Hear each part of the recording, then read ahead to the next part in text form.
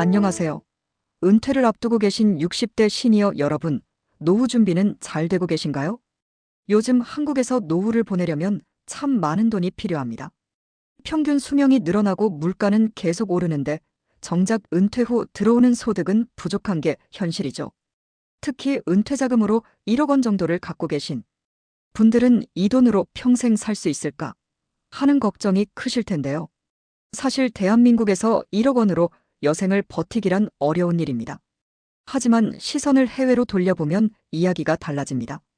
물가가 저렴하고 생활비 부담이 적은 나라에서는 1억 원으로도 남은 평생을 비교적 윤택하게 지낼 수 있다는 사실 알고 계셨나요? 물론 해외 은퇴 이민이라고 해서 마냥 낭만적이기만 한 것은 아닙니다. 새로운 나라에서의 생활은 언어 문제부터 문화 차이, 의료 서비스까지 여러 가지 현실적인 도전을 반하게 됩니다. 하지만 잘만 준비하면 한국에서보다 훨씬 적은 비용으로 안정적인 노후를 보낼 수 있는 곳들이 분명히 존재합니다. 과연 1억 원으로 평생 살 수 있는 나라가 어디일까? 많은 분들이 궁금해하실 텐데요. 오늘 영상에서는 1억 원의 은퇴 자금으로도 평생 생활이 가능할 정도로 생활비가 저렴하고 은퇴 이민자들에게 인기가 높은 해외 세계국을 소개해드리겠습니다. 소개해드릴 나라는 랭킹 형식으로 3위부터 1위까지 선정했는데요. 각 나라별로 실제 생활비 수준은 어느 정도인지, 의료 서비스와 치안은 안전한지, 비자 정책은 무엇을 요구하는지, 그리고 현지의 한국인 커뮤니티가 잘 형성되어 있는지 등등. 은퇴 생활의 필수 요소들을 종합적으로 분석해 보겠습니다. 특히 65세 이상 시니어 분들이 이해하기 쉽게 천천히 풀어서 설명드릴 테니 편안한 마음으로 끝까지 함께 해주세요. 그럼 1억 원으로 평생 살 수 있는 나라 3위부터 시작해 보겠습니다. 3위 태국. 따뜻한 기후와 저렴한 생활비의 은퇴 천국. 한때 은퇴 이민 1번지로 불리던 나라, 바로 태국입니다. 태국은 우리에게 여행지로도 친숙하지만 사실 전 세계 은퇴자들에게도 매우 인기 있는 노후 생활지예요. 왜 태국일까요? 가장 큰 이유 중 하나는 역시 저렴한 물가입니다. 태국의 생활 물가는 지역에 따라 다소 차이가 있지만 대략 한국 생활비의 3분의 1에서 절반 수준밖에 되지 않습니다. 예를 들어 한 부부가 태국에서 생활한다고 가정하면 월 1,500에서 2,000달러 약 200만 원 내외 정도의 예산으로도 주택 임차료를 포함한 편안한 생활이 가능합니다. 한국에서는 상상하기 힘든 금액으로도 충분히 여유로운 노후를 즐길 수 있다는 얘기죠. 현지 로컬 식당에서 식사를 하거나 시장을 이용하면 생활비를 더욱 아낄 수 있고 조금 사치스럽게 지낸다고 해도 월 200만 원을 넘기기 어렵다는 것이 많은 은퇴자들의 경험담입니다. 또한 태국은 열대성 기후로 1년 내내 따뜻한 날씨를 즐길 수 있다는 장점이 있습니다. 한국의 추운 겨울을 피해 철새 은퇴를 꿈꾸시는 분들께 태국은 최적의 장소인데요. 실제로 어떤 분들은 겨울에는 태국에서 지내고 봄에서 가을에는 다시 한국이나 다른 나라에서 지내는 식으로 이중 거주를 하기도 합니다. 따뜻한 기후 덕분에 건강에도 긍정적인 영향을 줄 수 있고 특히 골프를 즐기시는 분들에겐 태국이 천국과도 같습니다. 1년 내내 골프를 칠 수 있고 그린피도 저렴해서 한국에선 비용 부담 때문에 못했던 취미 생활을 마음껏 누릴 수 있죠. 바닷가가 가까운 지역에 살면 수영이나 수상 스포츠도 1년 내내 즐길 수 있고요. 요약하자면 태국은 저렴한 물가와 쾌적한 기후로 경제적 신체적으로 여유로운 은퇴 생활이 가능한 나라입니다. 치안과 의료 서비스 측면에서도 태국은 은퇴자들에게 안심할 수 있는 선택지입니다. 태국은 동남아 국가 중에서도 비교적 치안이 안전한 편으로 평가받는데요. 일반 시민들의 범죄율도 낮은 편이고 특히 외국인이나 관광객에 대한 폭력 사건은 드문 편입니다. 물론 관광지에서 간혹 소매치기나 사기 같은 경범죄는 주의해야 하지만 이는 세계 어느 나라를 가도 마찬가지겠죠. 전반적으로 한국만큼이나 안전하다는 것이 장기 거주자들의 공통된 의견입니다.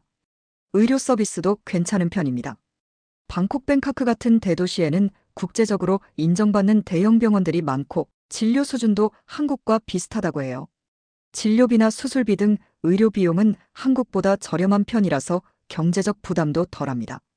다만 태국 정부에서는 50세 이상 은퇴 비자 소지, 외국인에게 의료보험 가입을 의무화하고 있다는 점을 기억해야 합니다. 실제로 태국에 거주하는 외국인은 1인당 연간 약 달러 1,000에서 2,500 정도의 민간 의료보험에 가입해야 하는데요. 이는 건강상 문제 발생 시 충분한 치료를 받기 위한 안전장치입니다. 큰 돈은 아니지만 꼭 필요한 부분이니 태국 이민을 고려하신다면 보험료도 예산에 넣어두셔야겠습니다. 다음으로 비자 정책을 살펴볼까요? 태국은 은퇴 이민자들을 위해 장기 체류, 비자 O-A, 일명 은퇴 비자 제도가 비교적 잘 갖춰져 있습니다. 나이 50세 이상이면 신청 자격이 주어지며 재정 요건만 충족하면 1년짜리 비자를 발급받아 매년 연장하면서 장기 거주할 수 있습니다. 구체적인 조건은 두 가지 중 하나를 선택하면 되는데요. 태국 현지 은행에 80만 바트 하나 약 3천만 원을 예치하거나 매월 6만 5천 바트 약 240만 원 이상의 연금 소득이 있음을 증명하면 됩니다. 1억 원의 자금을 갖고 계시다면 3천만 원은 은행 예치금으로 나머지는 생활비로 활용하는 식으로 충분히 고려해 볼 만합니다. 태국 은퇴 비자는 매년 갱신해야 하는 번거로움은 있지만 위 조건만 유지하면 횟수 제한 없이 무기한 연장이 가능합니다. 다만 이 비자는 어디까지나 거주 비자이지 영주권이나 시민권을 보장하지는 않는다는 점을 유의해야 합니다. 태국은 외국인이 시민권이나 영주권을 취득하기 어려운 나라로도 유명합니다. 현지인과 결혼하지 않는 이상 영주권 획득이 까다롭기 때문에 대부분 은퇴 이민자들은 이 1년짜리 비자를 매년 연장하는 형태로 거주하게 됩니다. 그래도 다른 나라에 비해 비교적 명확한 조건만 충족하면 비자를 유지할 수 있다는 점에서 태국의 비자 정책은 은퇴자에게 우호적인 편입니다. 한국인 커뮤니티의 존재도 무시할 수 없죠. 나이 들어 새로운 나라에서 산다는 것이 외롭고 막막하게 느껴질 수 있는데 주변에 같은 한국인들이 있다는 것만으로도 큰 힘이 됩니다. 태국에는 현재 약 2만 명 이상의 한국인이 거주하고 있을 정도로 한인 사회가 형성되어 있습니다. 특히 방콕에는 코리아타운이라고 불리는 한국 식당과 마트, 밀집 지역이 있을 만큼 한국인이 많이 살고 있고요. 치앙마이나 파타야 같은 인기 지역에도 한인들이 운영하는 식당, 카페, 게스트하우스 등이 있어 비교적 쉽게 한국 교민들을 만날 수 있습니다. 한인회 등 교민 모임도 활발해서 현지 생활 정보도 얻고 취미 활동도 함께 할 수 있는 기회가 많습니다. 이런 탄탄한 한인 커뮤니티는 언어가 서툰 시니어 분들께 특히 큰 도움이 되는데요. 예를 들어 처음 태국에 정착할 때 집 구하기나 은행 업무 볼 때 선배 교민들이 조언을 해주거나 통역을 도와주는 경우도 많습니다. 말 안 통해서 큰일이라는 걱정이 앞서겠지만 다행히 이런 커뮤니티 덕분에 생각만큼 큰 어려움 없이 적응하신 사례도 많다고 하니 너무 염려하지 않으셔도 될 것 같습니다. 물론 태국 은퇴 생활의 단점이나 유의할 점도 몇 가지 짚고 넘어가야 합니다. 우선 언어 장벽은 분명히 있습니다. 앞서 한인 커뮤니티 이야기를 하긴 했지만 그래도 일상에서 태국 사람들과 소통하려면 태국어를 조금이라도 배우는 노력이 필요합니다. 태국은 영어 사용이 제한적인 나라예요.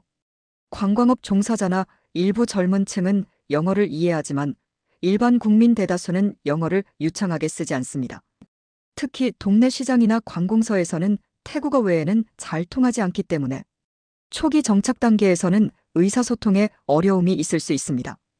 통역 앱이나 현지 가이드의 도움을 받는 것도 방법이지만 장기적으로 거주하실 생각이라면 간단한 생활 태국어 회화 정도는 익혀두시면 좋겠습니다. 그리고 부동산 취득 문제도 있죠. 태국 법상 외국인은 토지나 주택을 소유할 수 없습니다. 집을 사고 싶어도 자기 명의로는 토지를 살 수 없기 때문에 태국에서 집을 마련하려면 임대하는 방법이나 현지인의 이름을 빌리는 편법 등을 써야 하는데 위험하죠. 다만 콘도미니엄 아파트는 예외적으로 외국인도 구입이 가능합니다. 그래서 상당수 은퇴자들은 현지 콘도를 구입해 거주하거나 아니면 아예 임대주택을 얻어서 사시는 경우가 많습니다. 월세가 저렴하기 때문에 굳이 집을 살 필요를 못 느끼는 분들도 계십니다. 마지막으로 최근 몇 년 사이 미세먼지 문제가 동남아에서도 대두되고 있습니다. 태국 역시 1년 내내 깨끗하지만은 않아서 특히 건기 후반에는 농경지 소각과 중국발, 스모그 등의 영향으로 공기질이 떨어지는 날이 있습니다. 다만 한국의 봄철 미세먼지에 비하면 양호한 수준이라서 어떤 분들은 한국보다 숨쉬기 편하다고도 합니다. 그래도 호흡기가 약하신 분들은 태국 내에서도 공기 좋은 지방 도시를 선택한다든지 하는 대비가 필요하겠죠. 정리하자면 태국은 저렴한 생활비, 따뜻한 기후, 안전한 치안이라는 삼박자를 고루 갖추는 이민 최적지 중 하나입니다. 특별히 골프나 해양 레저를 즐기고 싶으신 분, 한국의 추운 겨울을 피하고 싶으신 분들에게 잘 맞을 거예요. 다만 언어 문제나 비자 갱신, 영주권 취득이 어려운 부분은 감안해야 합니다. 그래도 1억 원의 자산으로도 비교적 풍족하게 살아갈 수 있다는 점에서 태국은 충분히 매력적인 선택지라 할 수 있습니다. 2위 말레이시아. 영국식 환경과 현대적 인프라의 동남아 허브. 두 번째로 소개해드릴 나라는 말레이시아입니다. 말레이시아는 동남아시아 국가 중에서도 독특하게 영국의 식민지배 영향을 받아서인지 생활 환경이 상당히 서구화되어 있고 공용어로 영어가 널리 사용되는 나라예요. 덕분에 언어 장벽이 낮고 문화적 충격도 비교적 덜해서 외국인이 살기에 가장 편안한 아시아 국가 중 하나로 꼽힙니다. 특히 쿠알라룸푸르, 럼프 같은 대도시를 가보면 고층 빌딩, 숲과 대형 쇼핑몰, 잘 닦인 도로 등 현대적인 인프라가 눈에 띄는데요. 이런 쾌적한 환경 속에서 생활비는 한국보다 훨씬 저렴하니 은퇴 이민지로서 관심을 가질 만하죠. 우선 많은 분들이 궁금해하실 생활비 이야기부터 해볼까요? 말레이시아의 물가 수준은 태국과 비슷하거나 지역에 따라 약간 높을 수도 있지만 전체적으로 한국보다는 훨씬 저렴합니다. 특히 수도 쿠알라룸푸르나 주요 거점인 조지타운, 페낭 같은 곳에서도 현지인처럼 생활하면 월 150만 원 안팎으로 지내는 것도 가능합니다. 실제 해외 은퇴자들의 조언에 따르면 말레이시아에서 두 분이 아주 검소하게 생활할 경우 한 달에 미화 달러 1,500약, 200만 원 정도면 살림이 가능하고 달러 2,500약, 330만 원 정도를 쓰면 정말 왕족처럼 호화롭게 지낼 수 있다고 해요. 예를 들어 말레이시아 페낭 섬을 보면 달러 1,500 예산으로도 식비, 교통비, 취미생활까지 모두 충당하며 살 수 있고 달러 2,500을 쓰면 바다가 보이는 고급 콘도에 살면서 매일 외식하고 마사지 받는 생활도 꿈은 아니라는 겁니다.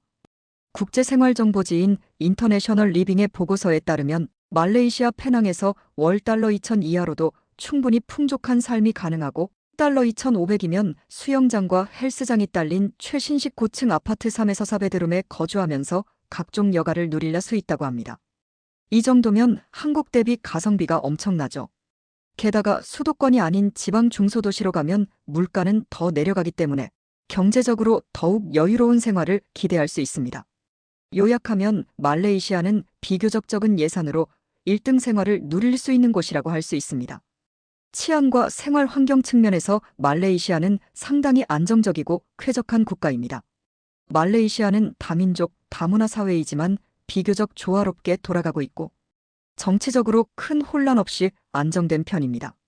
범죄율도 주변 국가 대비 낮은 편이라서 외국인이라고 특별히 위험한 일에 휘말릴 가능성은 적습니다. 인터내셔널 리빙의 평가에 따르면 말레이시아는 매우 친절하고 편안하며 범죄율이 매우 낮은 베리로 크라임 레이트 국가라고 하네요. 실제로 현지에서 생활하는 분들 얘기를 들어보면 치안 걱정은 거의 안 하고 산다고 합니다.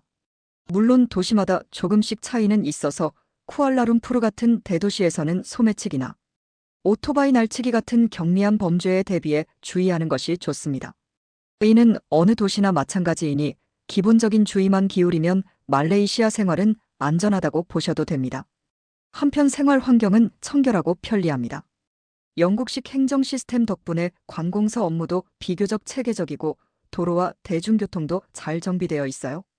또 열대 우림 기후인 만큼 더운 날이 많지만 산지 지형이 많아 전 지역이 고온다습한 것은 아닙니다. 고랜드 지역이나 해안가 지역은 기후도 쾌적한 편이어서 본인에게 맞는 지역을 고르면 날씨 적응도 크게 어렵지 않습니다. 무엇보다 영어가 잘 통한다는 점이 정말 큰 장점인데요.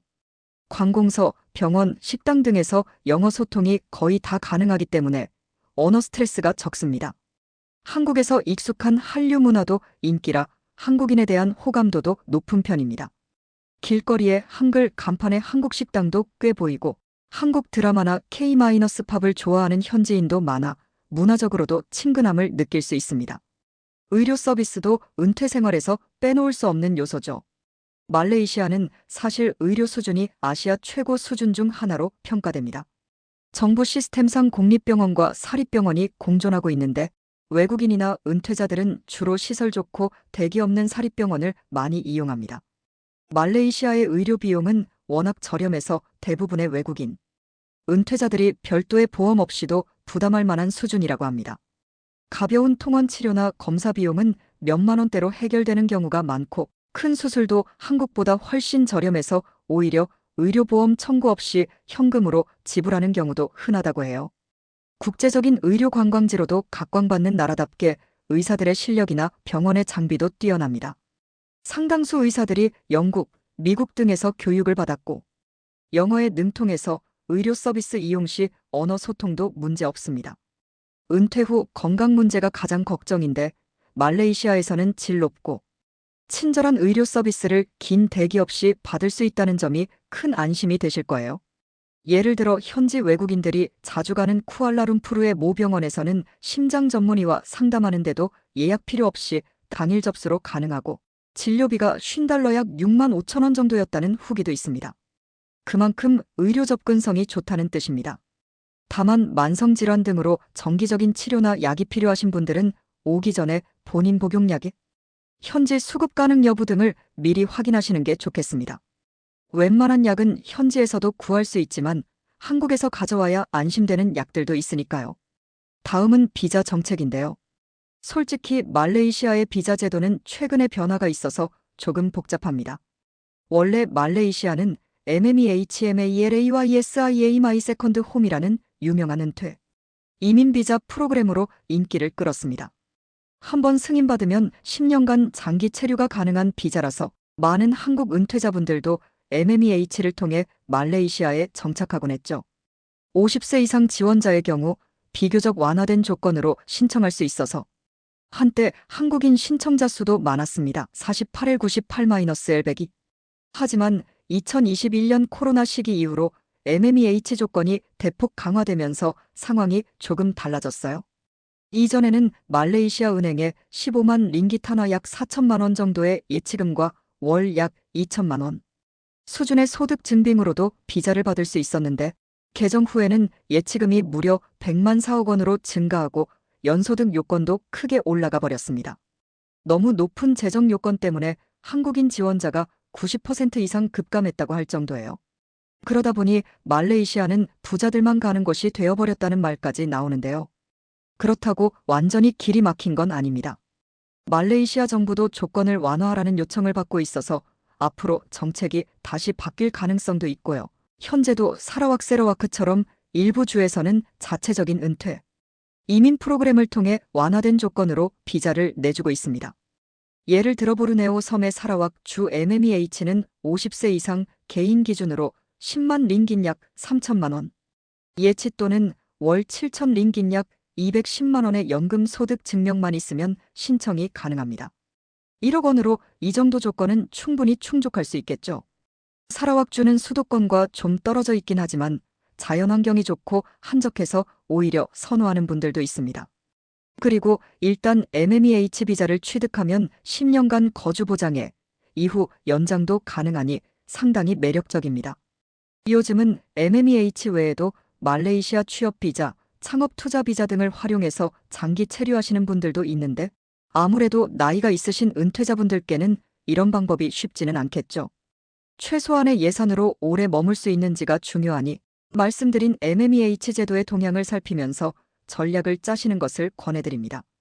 그리고 관광비자로 입국해서 90일마다 한 번씩 주변국으로 나갔다 들어오는 비자, 런을 통해 사실상 장기 체류를 하는 분들도 일부 있습니다. 한국 여권으로 말레이시아는 90일 무비자 입국이 되니까 이를 이용하는 건데요. 나이가 들면 이러한 잦은 이동이 필요할 수 있으니 임시 방편으로만 고려하시고 정착하려면 장기 비자를 확보하시는 게 좋겠습니다.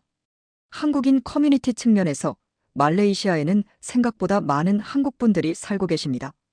2023년 기준 약 1만 3천여 명의 한국인이 말레이시아에 거주하는 것으로 추산되는데요. 규모 면에서는 태국이나 베트남에 비해 적지만 쿠알라룸푸르와 주변 셀랑고르 SELANGOR 지역에 한인 사회가 밀집해 있습니다. 쿠알라룸푸르 시내 암팡 AMPANG 지역은 이미 코리아타운이 형성될 정도로 한국 식당과 한인 가게들이 많이 모여 있고요. 한국 식품을 파는 마트, 한인회관, 한국인 교회 등이 있어서 필요한 경우 교민 사회의 도움을 받기 쉽습니다. 페낭 페냉에도 한인들이 꾸준히 늘고 있습니다. 특히 MMEH 프로그램을 통해 은퇴하신 분들이 페낭에 정착한 사례가 많아 한인의 지부도 활동하고 있고 한국 슈퍼마켓도 있습니다. 다만 태국이나 베트남에 비하면 한인 사회 규모가 크진 않아서 한국인만의 커뮤니티보다는 다양한 나라의 외국인 커뮤니티 모임에 참여하며 지내는 분들도 많습니다.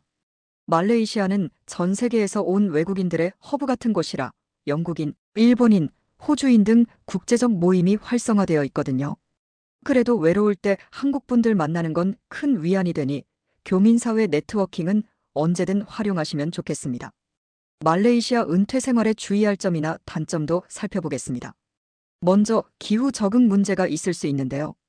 1년 내내 덥고 습한 열대기후라서 한국의 사계절을 그리워하실 수도 있습니다. 특히 여름철 몬순 기간에는 비가 많이 오고 습도가 높아 불쾌감을 느낄 수 있지만 다행히 말레이시아 서해안 지역은 지형 덕분에 태풍 피해가 없고 폭염도 심하지 않은 편입니다. 에어컨만 잘 활용하면 큰 문제는 없다고들 하네요. 그리고 종교 문화적 차이도 알아두셔야 합니다. 말레이시아는 이슬람교가 국교인 나라입니다. 중국계, 인도계 등 다양한 종교가 공존하지만 기본적으로 무슬림 문화가 생활 곳곳에 배어 있습니다. 술이나 돼지고기 취급에 제한이 있는 업소도 있고 라마단 기간에는 공공장소에서 음식을 먹을 때 눈치가 보일 수도 있습니다. 그렇다고 비무슬림에게 강요를 하지는 않으니 서로 문화를 존중하는 마음이면 충분합니다. 그리고 교통문화도 한국과 좀 달라서 오른쪽 운전석 좌측 통행 차량에 익숙해져야 하며 교통법규 준수 수준이 한국보다 떨어져 혼잡하게 느껴질 수 있습니다. 마지막으로 비자 요건이 강화된 부분은 이미 말씀드렸지만 이것이 말레이시아 은퇴 이민의 가장 큰 진입장벽일 거예요. 그러나 사라왁 주 프로그램 등 대안을 모색하면 방법이 아예 없는 건 아니니 포기하지 마시고 정보를 계속 업데이트하시는 게 좋겠습니다. 총평을 하자면 말레이시아는 편리함, 안전함, 쾌적함을 모두 갖춘 은퇴 생활의 낙원입니다. 영어가 통하고 의료 수준이 높아 선진국에 버금가는 생활 환경을 원하시는 분들께 잘 맞을 거예요. 한편으로 최근에 비자 문제로 충분한 자금 여유가 있는 경우에 더 유리한 경향이 생겼습니다. 만약 은퇴 자금 1억 원 이외에 별도의 연금 수입이나 추가 자산이 있다면 말레이시아는 최상의 선택지가 될 수 있습니다. 선진국에서 사는 듯한 편안함을 한국보다 낮은 물가로 누리고 싶다면 말레이시아를 1순위로 고려해보세요. 1위 베트남 폭넓은 한인 사회와 최저 수준의 생활비. 자, 대망의 1위는 베트남입니다. 아마 많은 분들이 예상하셨을 수도 있는데요. 베트남은 요즘 한국인 은퇴자뿐만 아니라 젊은 조기 은퇴층에게도 인기가 치솟고 있는 나라입니다. 한국 돈 1억 원이면 베트남에서는 왕처럼 산다는 말이 있을 정도로 생활비가 저렴하면서도 생활의 즐거움이 많은 곳이 바로 베트남이에요.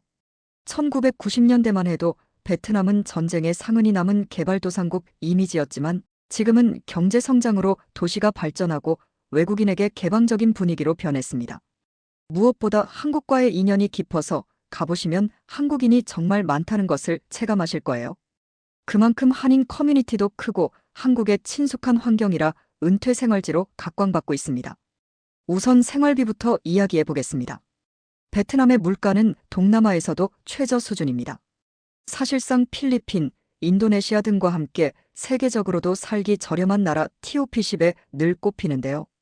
구체적으로 어느 정도냐 하면 대도시에서 생활해도 한 달에 미화 달러 800, 130만 원 정도면 충분히 편안한 생활이 가능합니다. 이것은 국제 통계로도 확인되는데 한글로벌 은퇴생활조사에서 베트남은 생활비 지수 1위를 차지했고 응답자의 90%가 베트남에서는 수입으로 생활이 다 커버된다고 답했을 정도예요. 달러 800이라면 정말 소박하게 사는 경우고 달러 1200이면 웬만한 외식과 여가를 즐기면서 지낼 수 있는 수준이라고 합니다. 예를 들어 호찌민시오 카이민시티 같은 대도시에서도 현지 식료품과 재래시장을 이용하고 현지 식당에서 식사를 하면 한 달 식비가 10에서 50만 원 정도면 구할 수 있고 조금 외곽으로 가면 그보다 훨씬 싼 집도 많습니다. 교통비 역시 버스나 오토바이, 택시 등 대중교통을 이용하면 한 달에 몇만 원이면 충분하죠. 이렇게 아껴서 살면 월 100만 원 이하 예산으로도 생존이 가능하고 조금 여유롭게 쓰셔도 150만 원이면 괜찮은 삶을 누릴 수 있으니 1억 원이면 계산상 10년 이상은 거뜬히 생활 가능한 셈입니다. 물론 해가 갈수록 물가가 오르긴 하겠지만 베트남 경제 성장률이 높아도 물가 상승률은 비교적 안정적이라서 당분간은 동남아 최고의 가성비 생활 타이틀이 유효할 것으로 보입니다. 하지만 단순히 싸다고 해서 좋은 건 아니겠죠. 치안과 안전도 중요한데 베트남은 의외로 치안이 꽤 안전한 편입니다. 의외로라고 표현한 건 베트남을 가보지 않은 분들은 막연히 위험하지 않을까 생각하실 수 있어서인데요. 실제로 국제 치안 지표를 봐도 베트남의 범죄 발생률은 낮은 편에 속합니다. 총기류도 엄격히 통제되고 정부가 사회 질서를 강하게 유지하는 경향이 있어서 외국인 거주자들도 안전함을 느낀다고 합니다. 한 리서치에 따르면 베트남에 사는 외국인의 63%가 베트남에서의 삶이 안정적이다라고 답했을 정도예요. 길거리 치안은 대체로 안전하지만 소매치기나 오토바이 날치기 같은 경범죄는 대도시에서 주의해야 합니다. 오토바이가 많다 보니 도로변에서 휴대폰을 보고 있으면 지나가다 낚아채가는 일이 종종 있다고 해요. 그래서 호찌민시나 하노이에노이 같은 곳에서는 가방을 어깨에 잘 메고 휴대폰은 조심히 사용하는 습관을 들이면 안전사고를 예방할 수 있습니다.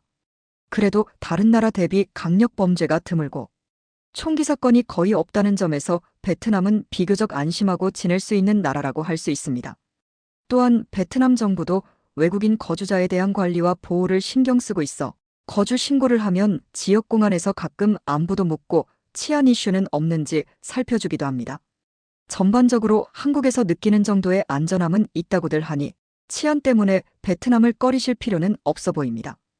의료 서비스는 어떨까요? 베트남은 솔직히 의료 수준 면에서는 태국이나 말레이시아보다 한 수 아래라는 평가가 많습니다.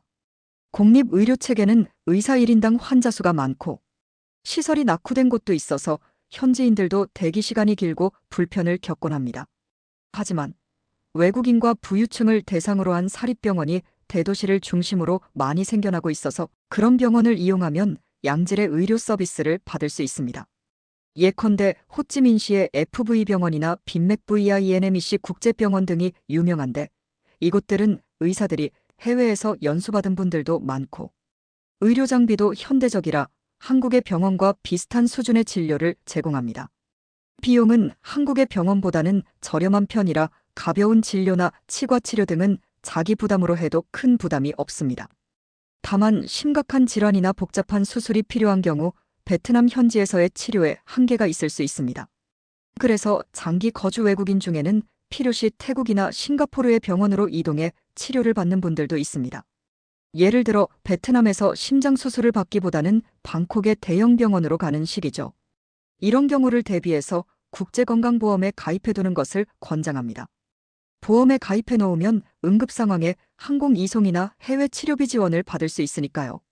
실제로 많은 외국인 은퇴자들이 몇십만 원대의 국제의료보험을 들고 지내고 있습니다. 그렇지만 일상적인 수준에서 간단한 진료나 약 구매 등은 베트남에서도 충분히 가능합니다. 약국에서 대부분의 약을 의사 처방전 없이 살 수 있고 가격도 저렴해요. 요약하자면 베트남에서 노후를 보내려면 가벼운 질환은 현지에서 해결하고 큰 질환 대비용으로는 보험을 준비하는 전략이 좋겠습니다. 이어서 비자와 체류 문제를 살펴보겠습니다. 베트남은 안타깝게도 전용 은퇴 비자 제도가 아직 없습니다. 태국처럼 은퇴자 전용 장기 비자가 없기 때문에 은퇴 이민자들에게는 비자 문제가 다소 번거로운 요소입니다. 현재 베트남에 장기 체류하려면 대개 사업 비자나 투자 비자, 취업 비자 등을 취득해야 합니다. 예컨대 베트남에 소규모라도 사업체를 설립하거나 현지 법인의 고문으로 이름을 올려 비자 스폰서를 받는 방식이 일반적입니다. 이런 게 어려우신 분들은 보통 관광비자로 입국해서 체류 기간을 연장하는 방법을 쓰는데요. 베트남은 최근에 3개월 90일짜리 전자비자 이비자 제도를 도입해서 3개월마다 한 번씩 간단히 온라인으로 연장하거나 인근 국가로 나갔다 재입국하는 방법이 가능합니다. 그래도 1년에 4번씩은 비자를 갱신해야 하는 셈이니 장기적으로 보면 조금 불편할 수 있죠. 영구 거주를 원하신다면 일정 규모 이상의 투자를 해서 영주권 취득을 노려볼 수도 있지만 절차도 복잡하고 확실하지가 않아 대부분은 2~3개월 비자 연장 전략을 택하고 있습니다. 이 부분은 베트남 정부도 인지하고 있어서 향후 은퇴자 대상 장기 비자를 신설할 움직임도 있다는 소식이 들립니다만 아직 구체화되진 않았습니다. 따라서 베트남으로 은퇴 이민을 생각하신다면 비자를 정기적으로 갱신해야 하는 불편은 미리 각오하셔야 합니다. 반면 부동산 소유와 관련해서도 제한이 있는데요.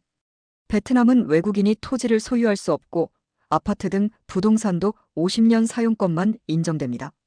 쉽게 말해 집을 사도 영구 소유가 아니고 일정 기간 50년이 지나면 국가에 귀속되는 형태입니다. 물론 50년 후에 갱신이 가능하다고는 하지만 이 제약 때문에 베트남에서는 아예 장기간 임대로 거주하는 분들이 많습니다. 사실 집값이 저렴하니 월세 부담이 적어서 임대로 살아도 큰 문제가 없기도 합니다.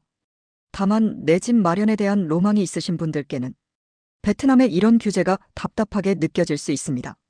정리하면 베트남은 비자와 부동산 소유 면에서 은퇴자들에게 100% 편하지는 않지만 다른 장점들이 워낙 뛰어나 이 단점을 감수하고도 많이 선택하는 나라라고 하겠습니다.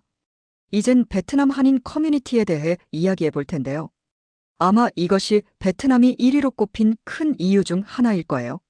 베트남에 거주하는 한국인 수는 약 15만에서 18만 명으로 추정되며 이는 동남아시아 국가 중 가장 큰 한인 사회입니다. 상상이 가시나요?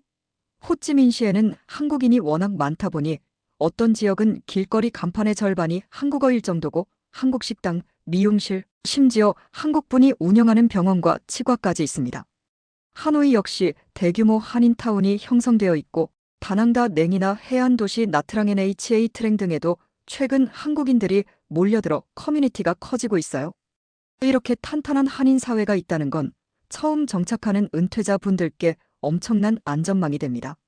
일단 한국 음식과 식재료 구하기가 너무 쉽습니다.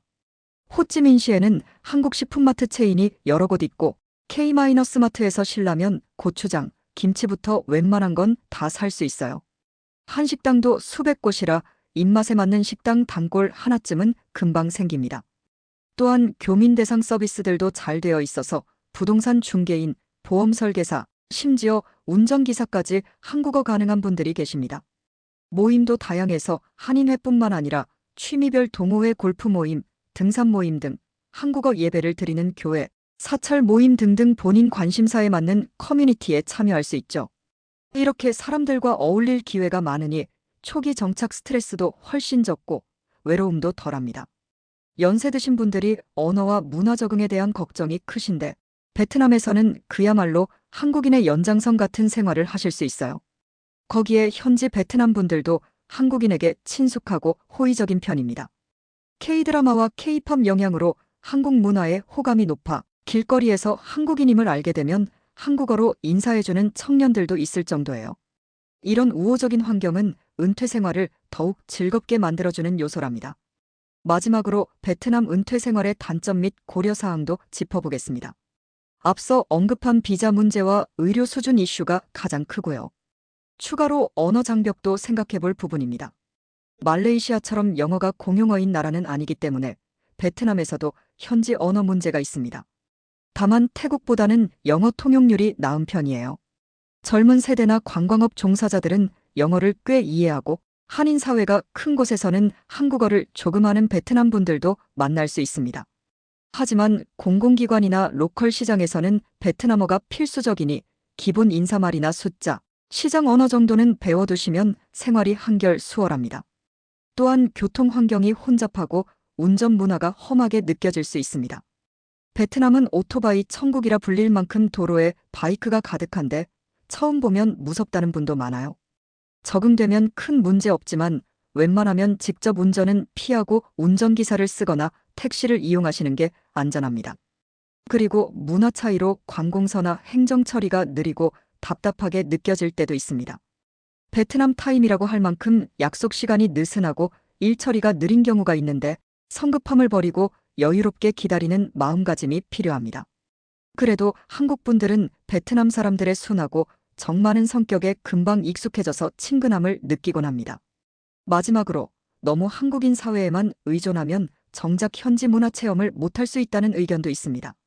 한국 사람들끼리만 어울리다 보면 베트남에 왜 왔나 싶을 정도로 한국과 비슷한 생활 패턴에 머물 수 있으니 균형을 잡는 것이 좋겠죠. 한 줄로 요약하자면 베트남은 가장 적은 돈으로 가장 한국인 친화적인 환경에서 인생 2막을 보낼 수 있는 나라입니다. 1억 원이라는 한정된 은퇴 자금을 최대한 오래 알차게 쓰고 싶으신 분께 특히 추천드리고 싶어요. 다만 비자와 의료 등 약간의 불편은 감수해야 하고 조금은 모험심을 갖고 현지 생활에 뛰어드는 용기도 필요합니다. 그래도 한번 익숙해지면 정말 살기 좋고 재미있는 나라라서 많은 분들이 베트남에 정착한 것을 후회하지 않는다고 하네요. 여러분, 지금까지 1억 원으로 평생 살 수 있을 법한 해외 국가 3곳을 함께 살펴보았습니다. 3위 태국, 2위 말레이시아, 1위 베트남이 각기 다른 매력과 특장점을 가지고 있었죠. 그렇다면 이 중 최고의 선택은 과연 어디일까요? 사실 이것은 보는 관점에 따라 다를 것입니다. 생활비 부담을 최소화하고 싶다면 베트남 편리하고, 선진국에 가까운 생활을 원하면 말레이시아, 비자 취득의 수월함과 안정된 환경을 중시하면 태국이 유리할 수 있습니다. 즉, 어느 요소를 우선시하느냐에 따라 최적의 나라는 달라지는 것이죠. 우선 태국의 경우 합리적인 생활비와 은퇴 비자의 안정성, 그리고 전통적인 은퇴 인기국으로서의 검증된 만족도가 강점입니다. 한국보다 훨씬 경제적이면서도 삶의 질을 유지할 수 있고 비교적 명확한 조건으로 장기 비자를 받을 수 있으니 심리적인 안정감도 큽니다. 반면 영어 소통의 어려움과 영주권 취득의 한계는 아쉬움으로 남습니다. 그래도 한국인 선호 은퇴지로 오랫동안 사랑받아온 데는 다 이유가 있겠죠. 말레이시아는 명실상부 동남아 최고 수준의 생활 환경을 제공해줍니다. 영어 사용, 치안, 의료, 교통 모든 면에서 편리하고 쾌적한 삶을 누릴 수 있다는 점에서 매력이 넘치죠. 다문화의 조화로운 사회라 외국인에 대한 거부감도 적고 한국에 없는 볼거리, 즐길거리도 풍부합니다. 다만 최근에 높아진 비자 문턱은 은퇴 생활을 꿈꾸는 이들에게 현실적인 고민이 됩니다. 충분한 연금이나 자산이 뒷받침된다면 최고의 선택이지만 1억 원이 전부인 분들에겐 조금 버거울 수도 있습니다. 그럴 땐 말레이시아 내 다른 주의 프로그램이나 상황 변화를 지켜보며 신중히 접근하시는 게 좋겠습니다. 베트남은 뭐니 해도 저렴한 생활비와 방대한 한인 사회가 최대 장점입니다. 한국인에게 가장 친화적인 해외 국가라고 해도 과언이 아닐 정도로 이주 초기에 느끼는 이질감이 적고 한국 식재료나 문화생활을 이어가기 좋죠. 1억 원의 가치도 베트남에선 극대화되어 작게는 10년 적절히 운용하면 평생을 커버할 수도 있을 만큼 경제적 이점이 큽니다. 그러나 제도적인 뒷받침 비자이 아직 약하다는 점에서 다소의 모험과 유연성이 필요한 선택입니다. 만약 베트남 정부가 추후 은퇴자 비자를 도입해 주어진다면 베트남은 단연 은퇴 이민 1순위로 더욱 굳혀지겠지만 현재로서는 그 부분이 미완성인 상태죠. 마지막으로 어느 나라를 선택하든 중요한 것은 철저한 준비와 현지에 대한 이해라는 점을 강조드리고 싶습니다. 해외에서의 노후 생활은 한국에서와는 다른 변수들이 많습니다. 한번 현지 답사 여행을 가보셔서 직접 체험도 해보고 교민분들의 이야기도 들어보세요. 그러면 각 나라의 장단점이 더욱 현실감 있게 다가올 겁니다. 또한 비상자금이나 보험 등 돌발 상황에 대비한 안전장치도 필요합니다. 의료보험, 귀국 항공료 마련 등은 항상 염두에 두셔야겠죠. 그리고 한국에 남은 가족이나 지인들과의 관계 유지도 생각해 보셔야 합니다. 너무 먼 나라로 가면 오가기가 힘들어 외로울 수 있으니 비행거리 등도 고려 요소입니다. 그런 면에서 오늘 소개드린 태국, 말레이시아, 베트남은 모두 인천공항에서 직항으로 5에서 6시간 내외라 비교적 가깝고 항공권도 저렴해 자주 왕래하기에도 좋습니다. 은퇴 이후의 삶은 새로운 시작입니다. 제2의 인생 무대를 해외로 넓히면 같은 예산으로도 훨씬 풍요롭고 다채로운 경험을 누릴 수 있습니다. 나이는 숫자에 불과하다는 말처럼 용기만 있다면 60대 이후에도 낯선 나라에서 새로운 친구를 사귀고 취미를 즐기며 멋지게 살아갈 수 있답니다. 오늘 소개해드린 정보들이 그런 도전의 작은 길잡이가 되었으면 합니다. 여러분의 노후가 제2의 황금기가 되기를 바라면서 이상으로 1억 원으로 평생 살 수 있는 해외 3개국 소개를 마치겠습니다. 끝까지 시청해주셔서 감사드리고요. 관심 있는 나라에 대해 더 궁금한 점이 있으시면 댓글로 남겨주세요. 다음에도 유익한 정보로 찾아뵙겠습니다. 행복한 하루 되세요.